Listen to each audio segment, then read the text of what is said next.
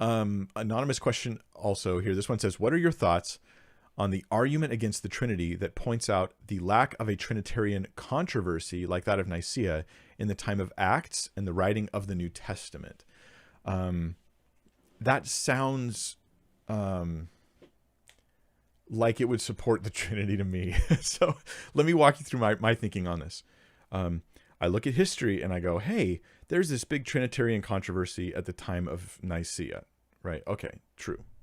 I look at earlier church history, first century in particular, and I go, I don't see a Trinitarian controversy here. So then it must be an invented thing later, and that's why the church is fighting against it. Okay, well, here's another explanation. Or it wasn't a debate about the identity of Jesus. In particular, it's about Jesus' identity here. That's the controversy, to my recollection, the Nicene things about who Jesus is, right? And to see him as God, as uncreated God, is clearly taught in the New Testament. To me, this is the winner of all battles, is the New Testament clearly, unequivocally declares that Jesus is God. It just says this in plain language multiple times. And so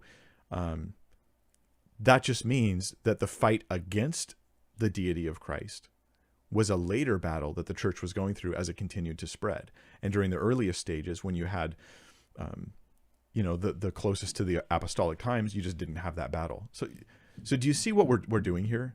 We're doing theology wrong. What we're doing here is theology should not be done with, well, whenever the controversy came, that's when that doctrine was made up.